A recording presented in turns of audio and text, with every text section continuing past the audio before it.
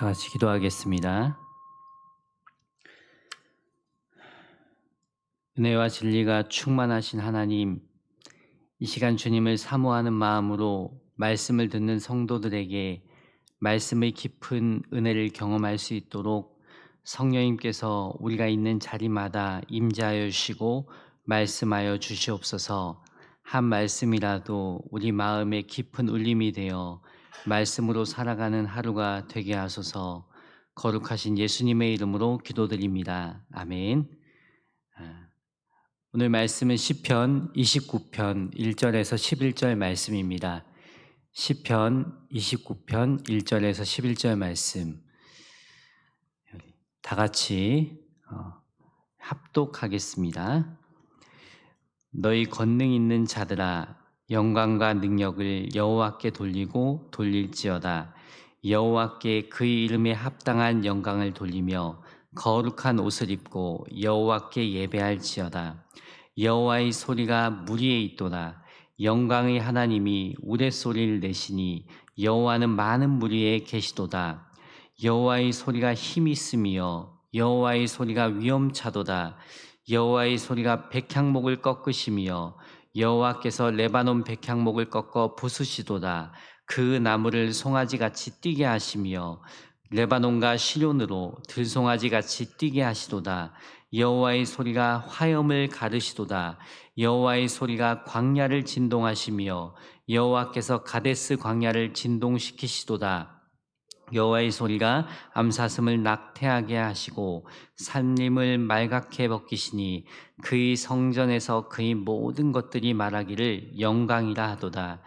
여호와께서 홍수 때에 좌정하셨으며 여호와께서 영원하도록 왕으로 좌정하시도다. 여호와께서 자기 백성에게 힘을 주시며 여호와께서 자기 백성에게 평강의 복을 주시리로다. 아멘. 오늘 말씀은 다윗이 하나님의 창조 세계 속에서 벌어지는 현상, 곧 창조의 모든 것을 보면서 하나님을 찬양하는 시입니다.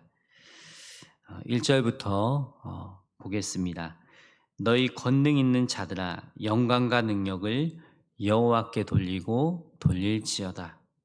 여기서 권능 있는 자는 천상의 존재들을 말합니다. 즉 이 땅의 하나님의 자녀들 뿐만 아니라 하늘의 천사들도 하나님을 찬양해야 한다는 말씀입니다. 하늘의 천사들과 하나님의 자녀들은 어떻게 하나님을 찬양해야 할까요? 특별히 하나님의 자녀된 우리들이 하나님을 어떻게 높이며 예배하며 찬양해야 될지 말씀을 계속 보도록 하겠습니다. 2절, 여호와께 그의 이름에 합당한 영광을 돌리며 거룩한 옷을 입고 여호와께 예배할지어다. 여호와께 그의 이름에 합당한 영광을 돌리라고 합니다. 누가 여호와의 이름에 합당한 영광을 돌릴 수 있을까요? 하나님을 아는 자입니다. 그냥 머리로만 아는 것이 아니죠. 성경에서 하나님을 안다는 것은 관계를 말하는 것입니다. 하나님과 인격적인 관계에 있는 자가 하나님의 이름에 합당한 영광을 돌릴 수 있습니다. 하나님께 온전히 예배할 수 있습니다. 사람들과의 관계 속에서도 가까운 관계일수록 그 사람이 누구인지 알 수 있습니다. 무엇을 좋아하는지, 무엇을 싫어하는지도 알 수 있어요. 하나님과의 관계도 마찬가지입니다.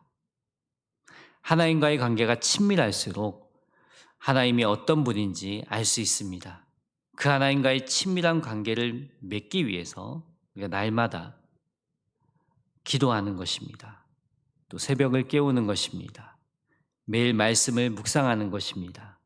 하나님과 더 가까운 관계를 맺고 싶어서, 그분과 더 깊은 교제를 나누고 싶어서, 주님을 알고 싶어서 주님과의 시간을 갖는 것입니다. 이 새벽 간절한 마음으로 기도하면 주님을 경험하게 됩니다. 정말 주님이 나와 함께 하시는구나. 주님이 나의 기도를 들으시는구나. 나를 정말 사랑하시는구나 하는 것을 알게 됩니다. 우리가 이 새벽 정말 10분, 20분이라도 간절하게 기도하면 정말 주님을 경험하게 되는 건 누구나 다, 예, 정말 우리가 기도할 때마다 느끼고 경험했을 것입니다. 그 관계 속에서 우리는 하나님께 합당한 영광을 돌릴 수 있습니다. 여호와께 그 이름에 합당한 영광을 돌리며 거룩한 옷을 입고 여호와께 예배할지어다. 거룩한 옷을 입고 여호와께 예배하라고 합니다. 하나님은 거룩하신 분이십니다.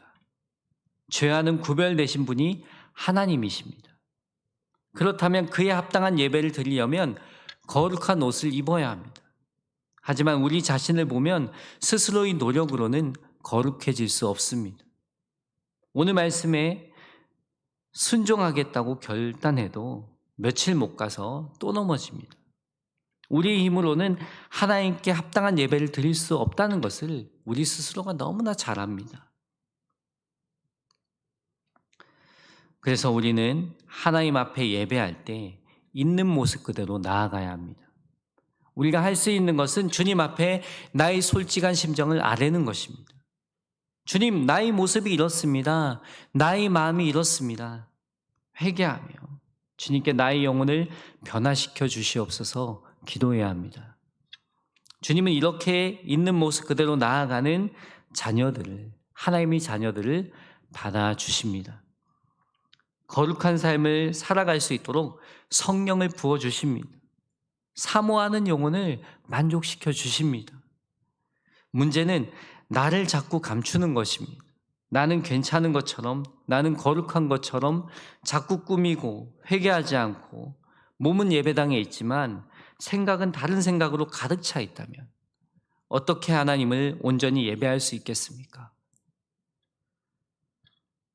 그런데 많은 사람들이 이렇게 정말 냉랭한 채로 정말 사람들만 모르면 된다는 그런 식으로 예배하는 경우가 참 많습니다.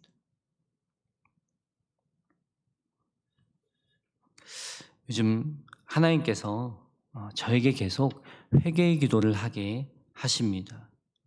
회개하면 할수록 저희 내면이 청소되고 있음을 느낍니다.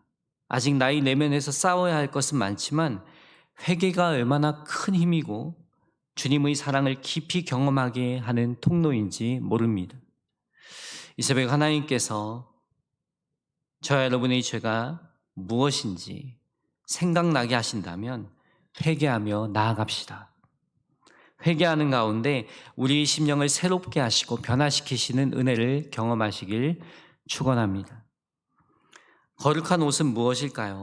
이 말씀을 묵상하면서 로마서 13장 13절 14절 말씀을 생각하게 되었습니다. 낮에와 같이 단정히 행하고 방탕하거나 술 취하지 말며 음란하거나 호색하지 말며 다투거나 시기하지 말고 오직 주 예수 그리스도로 옷 입고 정욕을 위하여 육신의 일을 도모하지 말라. 죄악에 빠져 살지 말고 잠들지 말고 낮에와 같이 단정히 행하며 예수 그리스도의 옷을 입으라 합니다. 구별된 삶을 살라는 것입니다. 거룩을 열망하며 살라는 것입니다. 이 거룩을 열망하는 마음으로 하나님께 합당한 예배를 드리라는 것입니다. 그 예배 가운데 눈물이 있습니다. 그 예배 가운데 변화가 있습니다. 그 예배 가운데 치유가 있습니다. 회복이 있습니다. 여기서 예배하다는 개인적인 예배뿐 아니라 공동체적인 예배를 뜻합니다. 또 그 옛날 그 번역 성경에는 경배라는 표현으로 쓰여져 있습니다. 하나님께 완전히 엎드리는 것입니다. 우리는 각자의 삶의 자리에서 예배자로 살아야 합니다. 그리고 모여서 예배하는 자리에서 참되게 하나님을 예배해야 합니다. 주님 앞에 완전히 엎드려야 합니다. 이 예배 가운데 정말 하나님께서 우리에게 거룩한 옷을 입히실 것입니다. 스스로의 힘으로는 거룩해질 수 없지만 우리가 정말 주님 앞에 엎드려 주님의 은혜만을 우리가 구하고 사모한다면 우리를 거룩하게 하신 분은 하나님이십니다. 우리의 예배가 거룩한 옷을 입고 여호와 그 이름에 합당한 예배를 드리길 간절히 소망합니다. 3절에서 9절 말씀은 다윗이 하나님의 창조 세계의 현상을 보면서 찬양하고 있습니다. 특별히 반복되는 말씀이 무엇입니까? 여호와의 소리입니다. 이 짧은 시편 말씀 안에 여호와의 소리라는 말이 7번 반복됩니다. 7은 완전수라고 하잖아요. 하나님의 소리가 완전하다는 의미에서 7번 반복된 것입니다. 하나님의 자녀들은 누구의 소리를 많이 들어야 할까요? 하나님의 소리를 많이 들어야 합니다. 왜냐하면 하나님의 말씀은 완전하기 때문입니다. 거룩하기 때문입니다. 분별력을 주기 때문입니다. 많은 사람들이 하나님의 소리보다 세상의 소리에 영향받으며 살아갑니다. 세상의 소리가 중요한 것처럼 그 소리를 듣지 않으면 안 되는 것처럼 듣습니다. 뉴스, 또 미디어, 다양한 정보들을 우리가 얻으려면 들을 필요가 있습니다. 도움이 되는 것도 있습니다. 그런데 세상의 소리에 귀가 발달하다 보니 정작 하나님의 소리를 듣지 못합니다. 또 세상의 다양한 소리를 듣다 보니 혼란스럽게만 합니다. 오늘날과 같이 다양한 소리를 들을 수 있는 이때에 정작 놓치기 쉬운 것은 하나님 말씀입니다. 그래서 우리는 세상의 소리에 귀를 닫고 하나님의 말씀에 귀를 기울여야 합니다. 하나님과 교제하기 위해 시간을 정해야 합니다. 이 시간 하나님과 깊은 교제의 시간을 갖길 바랍니다. 지금 다윗은 천둥, 번개, 거센 물결을 보면서 하나님을 찬양하고 있습니다. 그 악천후 가운데 어떻게 하나님을 찬양하는 것이 가능할까요? 말도 안 되는 소리 같아요. 하지만 우리는 언제나 하나님을 찬양할 수 있어야 합니다. 맑은 날에만 찬양하는 것이 아니라 비를 맞으면서도 하나님을 찬양하며 예배하는 삶을 살아야 합니다. 교회에서 드리는 정규적인 예배만 드리는 것이 아니라 가정에서도 하나님을 찬양하며 예배할 수 있어야 합니다. 하나님은 교회에서만 함께 하시는 것이 아니라 우리 일상의 삶 속에 늘 함께 하시는 분이시기 때문입니다. 그래서 다윗은 여호와의 소리라고 반복해서 말하면서 강력한 표현들을 사용하고 있습니다. 3절, 여호와의 소리가 무리에 있도다. 영광의 하나님이 우레소리를 내시니 여호와는 많은 무리에 계시도다. 여호와의 소리가 무리에 있다고 합니다. 그 소리가 우레소리 같다고 합니다. 여호와의 소리가 무리에 있다는 것은 혼돈의 바다를 정복하시는 모습을 보여주는 것입니다. 세상의 소리에 귀를 닫고 여호와의 소리를 들으려고 기도하면 반드시 우리에게 말씀하십니다. 그 주님의 음성을 듣는 그 시간을 통해 복잡한 우리의 생각이 정리됩니다. 하나님의 뜻을 깨닫고 그분의 인도하심을 받을 수 있습니다. 4절에서 6절, 여호와의 소리가 힘이 있으며 여호와의 소리가 위엄차도다. 여호와의 소리가 백향목을 꺾으시며 여호와께서 레바논 백향목을 꺾어 부수시도다. 그 나무를 송아지같이 뛰게 하시며 레바논과 시론으로 들송아지같이 뛰게 하시도다. 태풍으로 인해 견고한 나무가 심하게 흔들리거나 꺾이는 것 같이 여호와의 소리는 강력하다는 것입니다. 힘이 있다는 것입니다. 7절에서 9절, 여호와의 소리가 화염을 가르시도다. 여호와의 소리가 광야를 진동하시며 여호와께서 가데스 광야를 진동시키시도다. 여호와의 소리가 암사슴을 낙태하게 하시고 삼림을 말갛게 벗기시니 그의 성전에서 그의 모든 것들이 말하기를 영광이라 하도다. 암사슴은 소심한 동물입니다. 새끼를 베게 되면 더욱 소심해진다고 합니다. 그래서 천둥 소리에 낙태하는 경우가 종종 있다고 합니다. 이렇게 천둥 번개가 치는 악천후 속에서 하나님을 찬양할 수 있다는 거 쉽지 않은 일입니다.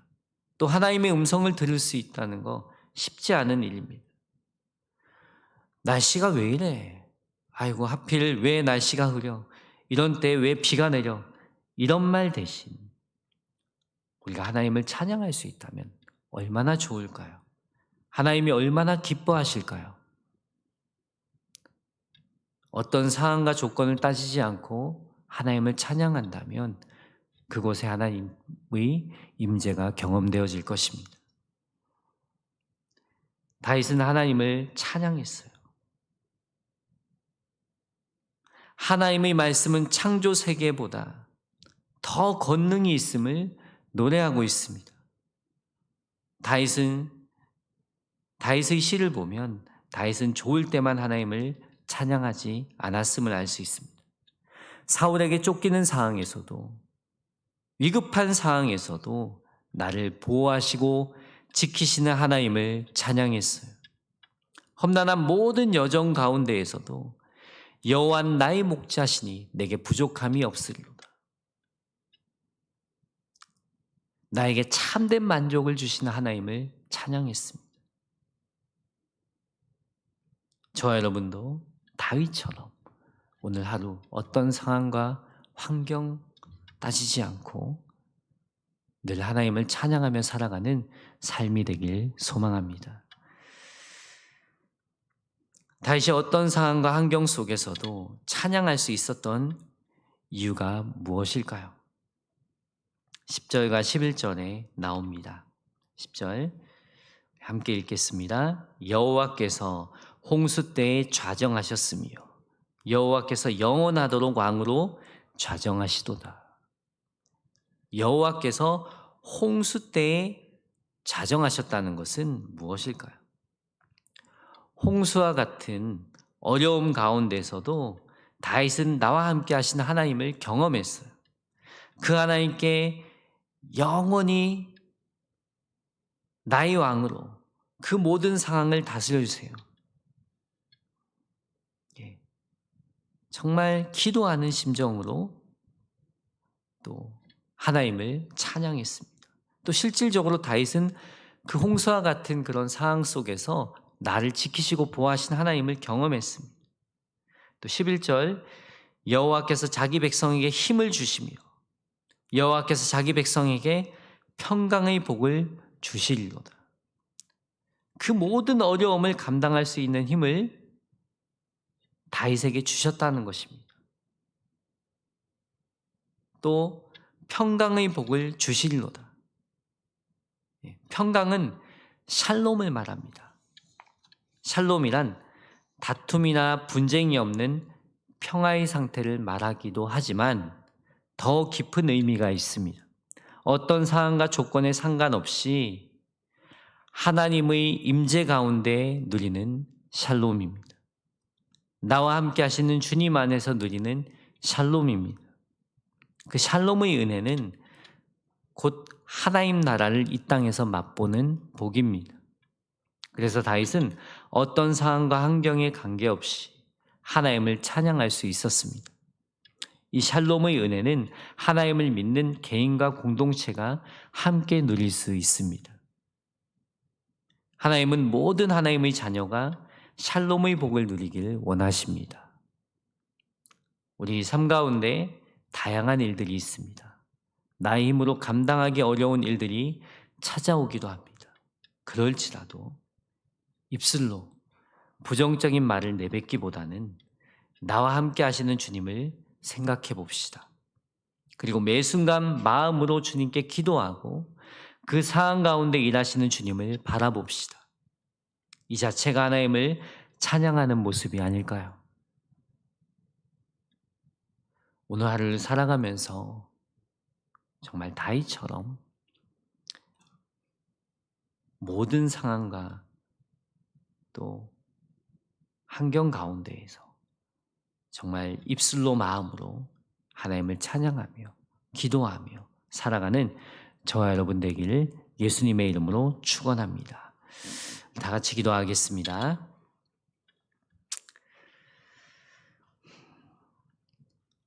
거룩하신 하나님, 우리와 늘 함께 하시는 하나님, 하나님은 선하신 분이시기에 어떤 상황과 환경 가운데서도 우리를 선한 길로 인도하시는 분이신 줄 믿습니다.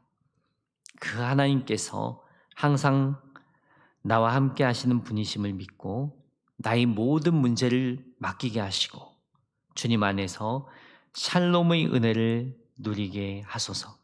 항상 마음으로 입술로 주님을 찬양하고 기도하며 살게 하소서. 우리 마음의 상한 감정, 육신의 연약함 또한 주님을 찬양하고 기도할 때에 나에게 말씀하시는 주님 안에서 치유되는 놀라운 역사를 경험하게 하옵소서. 귀한 예물 드린 손길 있습니다. 주님 받아주시고 하나님의 자녀의 앞길을 인도하여 주시고 주님을 경외함으로 그 주님과 동행하는 삶을 살아갈 수 있도록 간절한 기도 제목 가운데 응답하여 주시옵소서. 이 새벽에 엎드려 간구하는 우리 성도들의 기도를 들어주시고 주님과 깊은 교제의 시간을 갖는 은혜가 있게 하옵소서. 거룩하신 그리스도 예수님의 이름으로 기도드립니다. 아멘. 찬송 67장입니다.